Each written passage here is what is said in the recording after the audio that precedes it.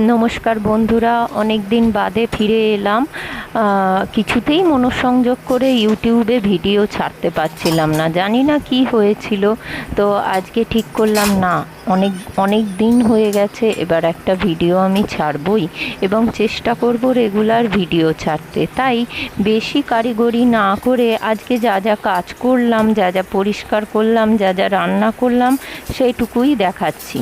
সকালে রিমো যেরম স্কুলে যায়, স্কুলে বেরিয়ে গেছে। তারপরে আমি বাকি রান্নার কাজে ওকে টিফিন করে দিয়েছিলাম সকালবেলায়। তো ও আগের দিনের একটু আলু চচ্চড়ি ছিল আর একটু লুচি করে দিয়েছি, সেটাই নিয়ে গেছে। ও লুচি আলু চচ্চড়ি খেতে খুব ভালোবাসে। তো তারপরে আমি দুপুরের লাঞ্চ রেডি করছি। খুব সিম্পল রান্না হবে আজকে। আপনাদের সঙ্গে পোস্ত বাটার রেসিপি আপনারা সবাই জানেন, আমি কিভাবে খাই সেটা আজকে শেয়ার করব। আর এমনি নর্মাল মাছের ঝোল আর মুগের ডাল করছি, সঙ্গে একটু স্যালাড থাকবে, এই দিয়েই হয়ে যাবে। কারণ ফ্রিজেও অল্প স্বল্প কিছু আগের দিনের আছে, সব মিলিয়ে হয়ে যাবে।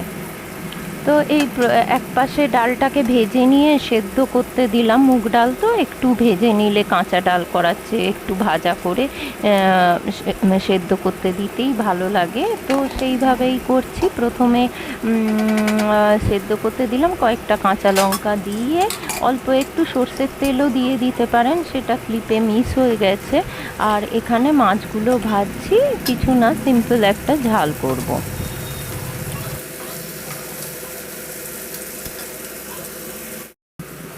সবাই জানেন আমার ফ্রিজে আদা বাটা থাকে, তো সেটা শেষ হয়ে গেছে, ওই জন্য খানিকটা আদাও বেটে নিচ্ছি। এটা মোটামুটি 4-5 দিন চলে যাবে। একটু নুন দিয়ে আর সামান্য জল দিয়ে বাটলে, নুনটা দেবার ফলে কি হয়, আদাটা ফ্রিজে রাখলে কোনো খারাপ হয় না, খারাপ গন্ধ আসে না। তো এইভাবে আদা বাটা মোটামুটি রেডি হয়ে রইল।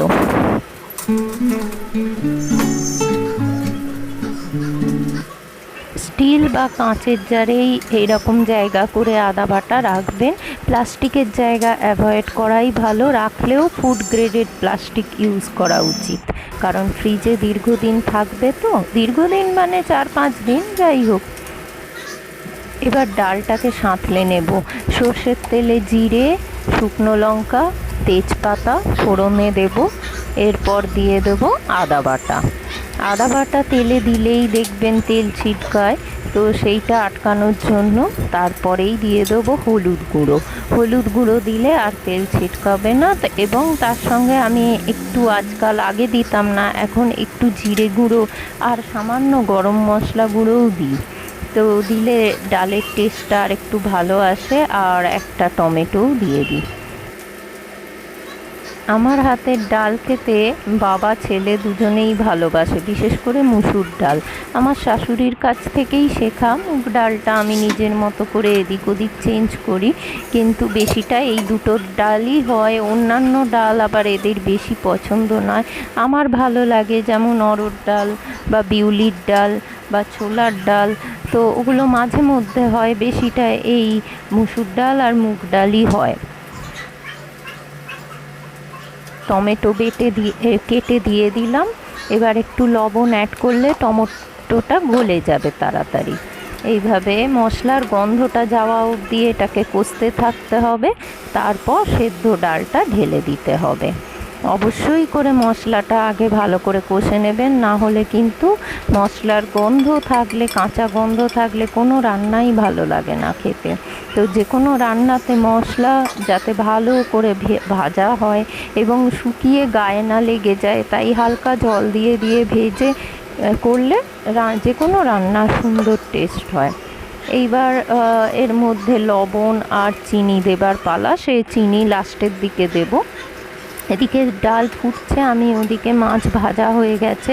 মাছের সাইজগুলো মোটা বলে আমি চারদিক এপিট ওপিট পাল্টে ভালো করে ভেজে নিলাম। যদিও খুব কড়া করে ভাজা হবে না, একদম তেল শুকিয়ে গেছে, তাই একটু সর্ষের তেল দিয়ে এবার সাদা জিরে ফোড়ন, আর কাঁচা লঙ্কা বেশ কয়েকটা। আমরা একটু কাঁচা লঙ্কার ব্যবহারটা খুবই বেশি, ঝাল ঝাল খেতে ভালো লাগে। খাবার সময় যদি একটা কাঁচা লঙ্কা পাতে এই ঝালের সঙ্গে চিপে নিয়ে খাওয়া হয়, দারুণ লাগে।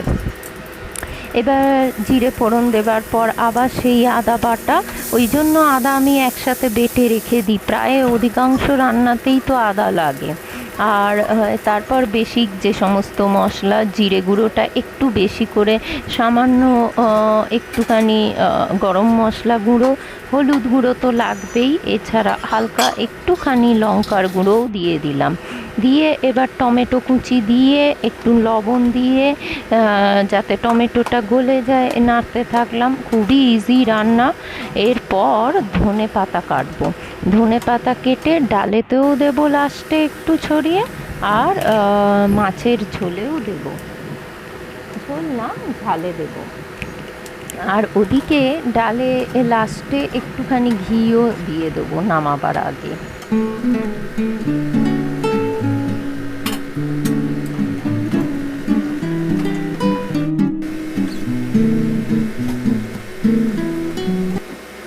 এই যে ঘি দিয়ে দিলাম। এবার নামাবার সময় হয়ে এসছে, চিনিটা দিতে ভুলে গিয়েছিলাম, চিনিও দিয়ে দিলাম। চিনি স্বাদ মতো। মুসুর ডালে চিনি লাগে না, কিন্তু মুগ ডালে একটু চিনি দিলে ভালোই লাগে। এই যে লাস্টে ওপর থেকে একটু ধনেপাতা ছড়িয়ে দিলাম, ধনেপাতার গন্ধে আরও ডালটা খেতে ভালো লাগবে। এপাশে মাছের ঝোলেও জল দিয়ে দিয়েছি, মশলা বাটা, এই মশলা ভাজা হয়ে গেছে ভালোভাবে। এবার মাছগুলো দিয়ে এপিট ওপিট করে খানিকক্ষণ ফুটতে থাকুক। আমি ততক্ষণ এবার পোস্তর যে মাখাটা বানাবো সেইটা বানিয়ে নিই। এই আমার আগের মিক্সিটা খারাপ হয়ে গেছে, তো তার বদলে এইরকম ছোট্ট আমি এই মিক্সিটা কিনেছি। এটা শুকনোই পোস্ত বেটে নেব, কারণ এটা ভিজে না করাই ভালো বলেছে, তাই শুকনো পোস্তই ভালো করে মিহি করে গুঁড়ো করে নিয়ে তারপরে জল মিশিয়ে করে দেখি আজকে কেমন লাগে খেতে।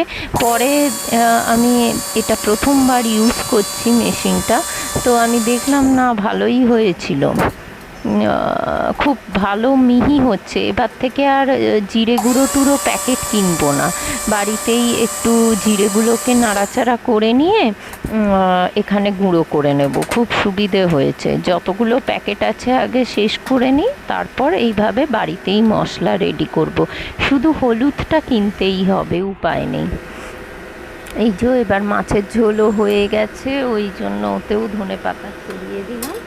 এরপর নামিয়ে নেব। সিম্পল রান্না। এত তাড়াহুড়ো কেন করছি, রান্নাগুলো করে নিচ্ছি কারণ আমার ওদিকে আবার পরিষ্কারের কিছু ব্যাপার আছে। এভরিডে কোনো না কোনো, এই যে হোমিওপ্যাথি ওষুধ খেয়ে নিচ্ছি, মাঝখানে দুদিন কোমর নিয়ে খুব ভুগেছি, তো আমি তো একটু হোমিওপ্যাথি ওষুধ খেতে ভালোবাসি। আর আমাদের এখানে যে ডাক্তারবাবু আছেন খুব ভালো ওষুধ দেন, তো সেই জন্য ওষুধটা খেয়ে নিলাম। মনে পড়ে মাঝে মাঝে হোমিওপ্যাথি ওষুধের একটাই প্রবলেম, দিনে অনেকবার খেতে হয়। এই যে পোস্ত গুঁড়োগুলোকে ঢেলে এবার জল দিয়ে ওতে পেঁয়াজ কুচি দেবো, আগে জল দিয়ে মাখিয়ে নেব, তারপরে কাঁচা লঙ্কাকে নুনের সঙ্গে একটু পিষে নিয়ে ওর মধ্যে দিয়ে দেবো। দিয়ে পেঁয়াজ একটু সর্ষের তেল দিয়ে মাইক্রো ওভেনে 2 মিনিট মতো ঘুরিয়ে নিলেই রেডি হয়ে যাবে পোস্তর বড়া। খেতে কিন্তু দারুণ লাগে ভাতের প্রথমে। এর পরের দিন থেকে আমি শিলেই বাটবো। শিলটা এমন জায়গায় রেখেছি বার করতেই প্রবলেম হয়। অল্প জিনিস থাকলে এই মিক্সিতে কিছুতেই ভালো করে পেস্ট হয় না, যেমন বিউলির ডালে মৌরি বাটা লাগে, তো মৌরি বাটা ওই অল্পর জন্য ওই শিলই ভালো সুন্দর বাটা হয়। আর এই মিক্সিতে বাটলে কিছুতেই ঠিক করে বাটা হয় না।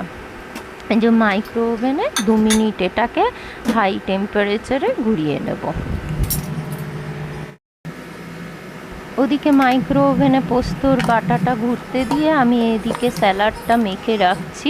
স্যালাড মাখার জন্য একটু কাঁচা লঙ্কাকে লবণে পেস্ট করে নিয়ে, তা আজকে শসা ছিল না, তাই শুধু পেঁয়াজ আর টমেটো দিয়েই স্যালাড বানিয়েছিলাম। তো তার সঙ্গে একটু পাতিলেবুর রস দিয়ে দিলেই ওটাই, ওই দিয়ে যে কোনো রান্না, ধরুন কোনো রান্না একটু টেস্টে কম হয়েছে কিন্তু সাথে এই স্যালাড থাকলেই উঠে যাবে। 2-4 দানা চিনিও দিয়ে দিতে পারেন, আমি যদিও দিইনি। এই লেবুর রস, লবণ আর লঙ্কার এতে যা টেস্ট হয় অপূর্ব।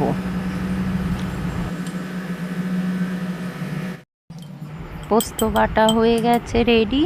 এবার আমার হাজব্যান্ডকে খেতে দিয়ে দিয়েছি। মেনুতে তাহলে কি কি রইলো? পোস্ত বাটা, স্যালাড, ডাল, ওদিকে মাছের ঝাল আর চাটনি। একদমই ছিমছাম মেনু। আর ফ্রিজে যা অল্প স্বল্প বাসি থাকে সেগুলো আমি ছেলেকে বা বরকে দিই না, আমি নিজেই খেয়ে উদ্ধার করি, কারণ ওদেরকে বাসিটা দিতে ভালো লাগে না। এরপর পরিষ্কারের পালা। আগে রান্নাঘরের স্ল্যাব আর গ্যাসের নিচটা পরিষ্কার করে নিলাম, তারপর এই বাসনগুলো যেগুলো সকালে মাজা হয়ে গিয়েছিল সেগুলোকে জায়গা মতো গুছিয়ে রাখছি। এরপরে লাগবো পরিষ্কারের কাজে। আমি এখন রেগুলার রান্নাঘরের কিছু না কিছু কোনো না কোনো জায়গা এবং ঘরের কোনো না কোনো জায়গা এবং বাথরুমের কোনো না কোনো জায়গা পরিষ্কার করে নিচ্ছি। তাতে কি হচ্ছে, গোটা বাড়ি পরিষ্কার থাকে। কিছুদিন আগে মানে সামার ভ্যাকেশন যখন চলছিল রিমোট স্কুলে, তখন আমরা ইউরোপ ভ্রমণ করে এলাম। 20 দিনের ট্যুর ছিল, সম্পূর্ণ নিজেদের প্রচেষ্টায়। মানে আমার হাজব্যান্ডই সমস্ত ব্যবস্থা করেছিল, হোটেল বুকিং থেকে, ফ্লাইট বুকিং থেকে, কোথায় উঠবো, কোন সাইট সিন দেখবো, এই আমরা সমস্তটাই ঘুরে এসেছি। সেগুলো ইউটিউবে একে একে ছাড়বার ইচ্ছা আছে, জানি না কতটা পেরে উঠবো, কারণ ওখানে গিয়ে আমি অতটা ভিডিও করিনি যতটা আমার হাজব্যান্ড করেছে। ওরগুলোকেই আমি দিয়ে তুলে ধরবার চেষ্টা করব। আর এই যে বাসনগুলো একে একে গোছানো হয়ে গেল, এই সমস্ত ড্রয়ারগুলো, র্যাকগুলো এই লাস্ট 2-3 দিন ধরে ভালো করে পরিষ্কার করেছি, কারণ এইগুলোর মধ্যেও খুব ময়লা পড়েছিল।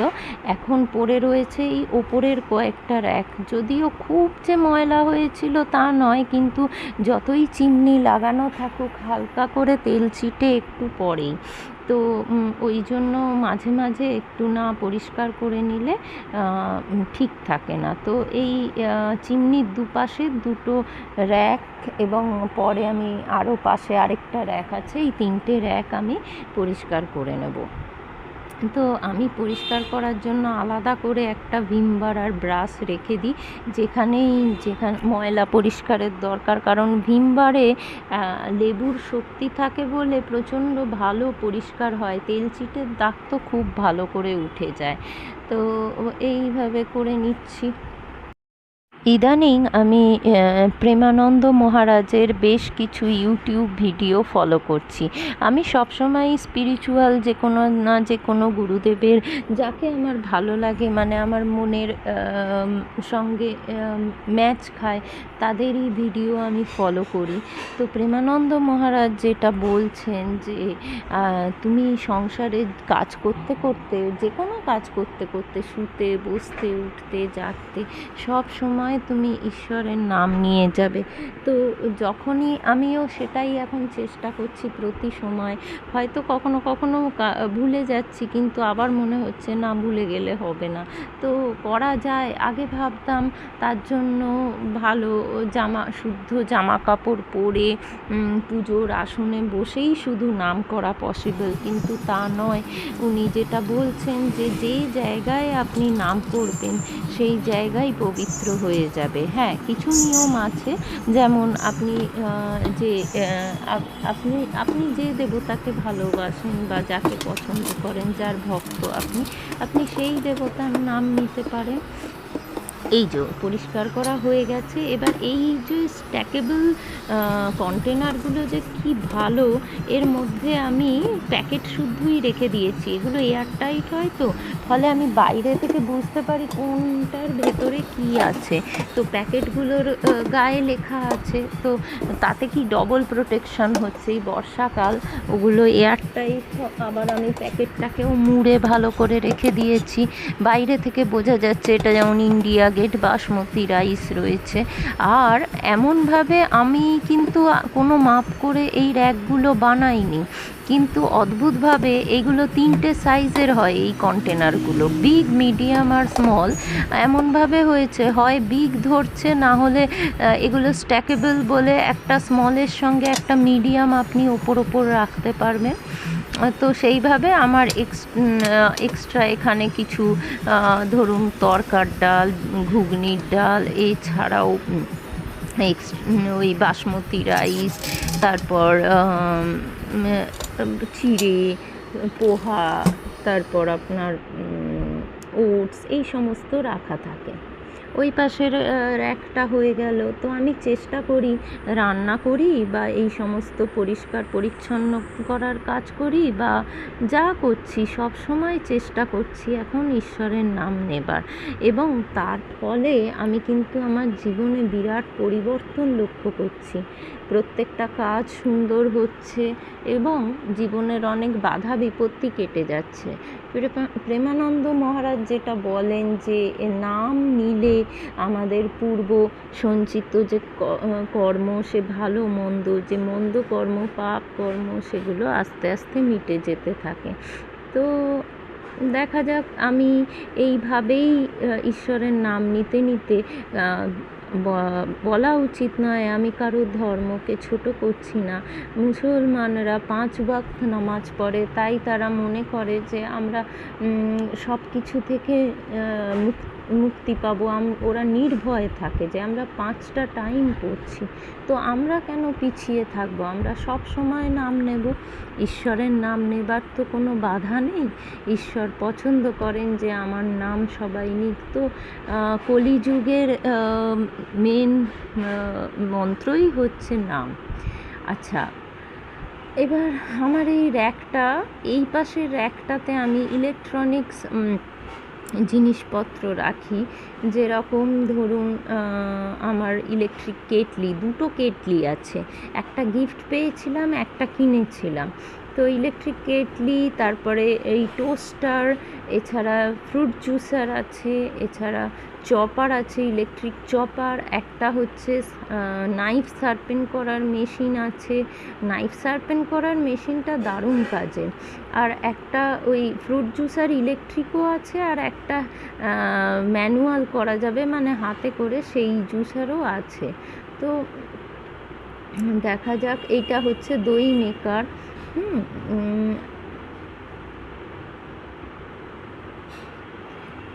শীতকালে ওইটায় দই বসাতে খুব সুবিধে হয়, গরমকালে অতটা প্রয়োজন হয় না। গরমকালে এমনি দই বসে যায় গরমে, কিন্তু গরমকালেও আপনি ইউজ করতে পারেন, 4 ঘন্টার মধ্যে বসে যাবে। শীতকালে সারা রাত রেখে দিলে ভালো হয়। হয়ে গেল এই দুটো। তো এই দুটো করার পরে ভাবলাম এই পাশের একটাই বা বাকি থাকে কেন, খুব একটা ময়লা হয়নি, তো করে নিই। এটায় আমার এক্সট্রা সব জিরে গুঁড়ো, হলুদ গুঁড়ো থাকে। এটায় 3 রকমের বিস্কুট, স্ন্যাক্স, এইসব থাকে। এগুলো মেডিসিনের বক্স, আর এগুলো মেডিসিন। এই যেমন এই মেডিসিনটা দেখলাম এক্সপায়ার হয়ে গেছে, বাদ দিয়ে দেবো। আর ওপরের এইটাতেও কিছু এক্সট্রা মেডিসিনস রাখা থাকে। বাড়িতে সব রকম মেডিসিন আমরা রেখে দিই, যে কোনো অসুবিধে, কানে ব্যথা, হাতে ব্যথা, কোমরে ব্যথা, যা দরকার আমার ঝুলিতে পেয়ে যাবেন। কাজ করতে করতেই বলি, ঈশ্বরের নাম নেবার সবথেকে বড় একটা সারাক্ষণ ভরসা থাকে যে কেউ আমার পাশে আছে, কেউ আমাকে সাহায্য করছে। এবং সত্যি বলতে কি, যে কোনো কাজে আপনি যদি ঈশ্বরের নাম নিতে নিতে করেন, সেটা যত শক্ত ডিফিকাল্ট কাজই হোক না কেন, সেটা স্মুথলি বেরিয়ে আসে। কিছু বাধা বিপত্তি লাইফে আসবেই, কিন্তু সেটা অতটা গায়ে লাগে না। তো এগুলো বহু বছর ধরে আমরা শুনে আসি, যে কিন্তু কেউ অ্যাপ্লাই করি না। তো আমি এইভাবে নাম নিতে নিতে এখন সমস্ত সংসারের কাজ করতে থাকি, এবং তাতে আমি বেশ আমার জীবনে পরিবর্তনও লক্ষ্য করছি। মনও অনেক শান্ত হয়েছে, এবং আস্তে আস্তে জীবনও পরিবর্তন হচ্ছে। আগে পুরোটা পরিষ্কার করে নেব, তারপর খানিকক্ষণ খুলে রেখে হাওয়া লাগতে দিয়েছিলাম, তারপরেই জিনিস ঢুকিয়েছিলাম। তো একে একে এইভাবে আমার ওপরের র্যাক, নিচের ক্যাবিনেট সমস্ত পরিষ্কার করা হয়ে গেছে। আগে ওগুলো শ্যুট করা হয়নি, আবার করব ভবিষ্যতে।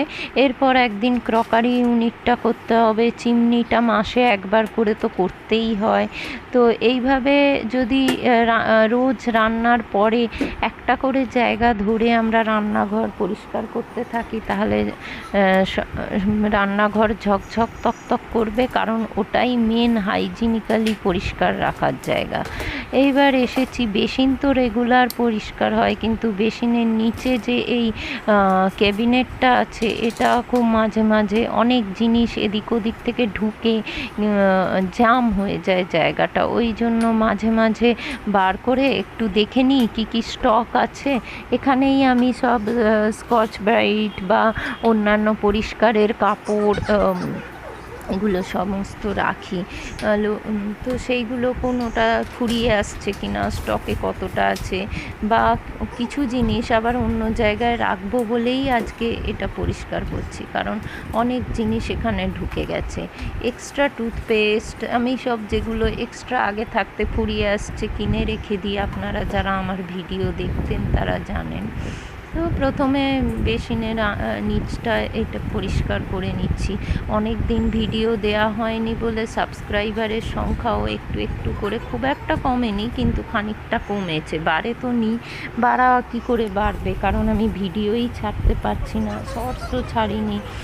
দেখা যাক এবার কনসেন্ট্রেট করতে পারি কি না। আসলে মাঝখানে এই বেড়াতে যাওয়া, তারপরে মায়ের শরীরের অসুস্থতা, রিমোর পরীক্ষা, সব মিলিয়ে করা হয়ে উঠছিল না। তাছাড়া একটা ভেতর থেকে যে একবার বিচ্ছিন্ন হয়ে গেলে আবার কনসেন্ট্রেট করে ফিরে আসা, সেইটা কিছুতেই পারছিলাম না।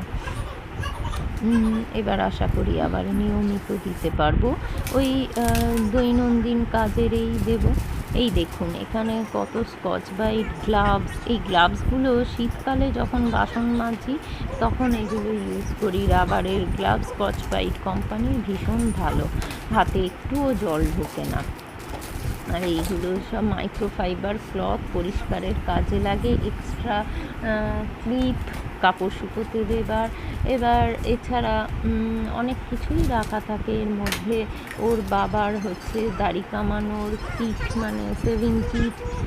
আর এইটার মধ্যে যেমন অনেক কিছু রয়েছে, আর ওর স্কুল ইউনিফর্ম হোয়াইট, তাই হোয়াইটনার, এছাড়া ভ্যানিস, এছাড়া কেরোসিন তেল একটু রেখে দিয়েছি, নানা রকম পরিষ্কার করবার জিনিসপত্র, বোরিক অ্যাসিড, এটা আরশোলার জন্য খুব কাজে লাগে। আর রান্নাঘরে যদি আরশোলা হয়, ওটা ছড়িয়ে দিলে অনেক দিন আরশোলা আর আসবে না। তো এগুলোকে গুছিয়ে নিচ্ছি, এবং কিছু জিনিস আমি আমার বারান্দায় আলনা আছে, আলনার সঙ্গে একটা ছোট ক্যাবিনেট আছে আলনার নিচে, তার মধ্যে দিয়ে দেবো, কারণ ওটায় এখনও জায়গা আছে, আর এখানটায় বড্ডই বেশি জিনিসপত্র ঢুকে গেছে। তো সেই জন্য গুছিয়ে নিচ্ছি।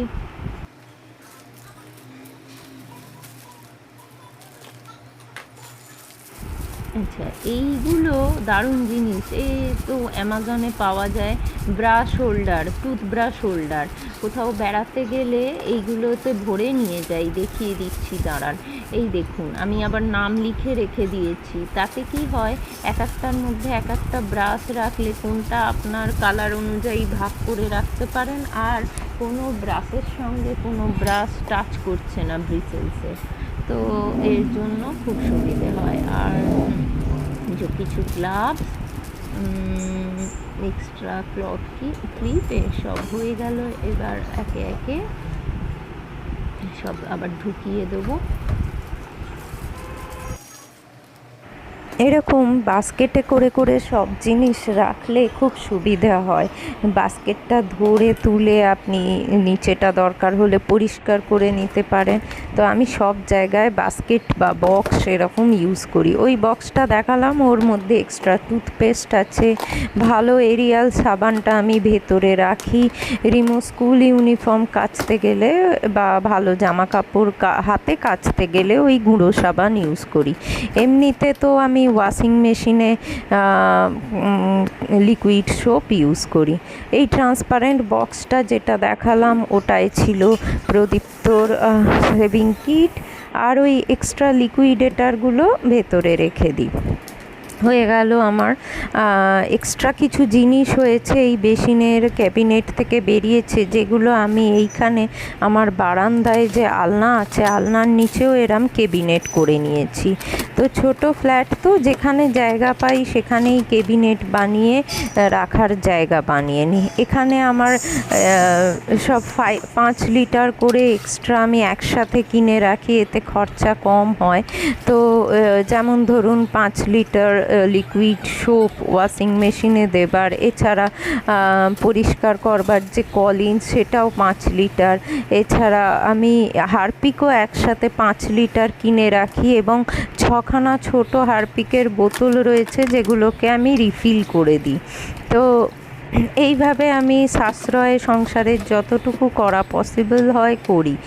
আর জিনিসপত্র নষ্ট করতে আমার ভালো লাগে না, তো এইভাবে অল্প অল্প করে হলেও আমি পয়সা বাঁচাবার চেষ্টা করি।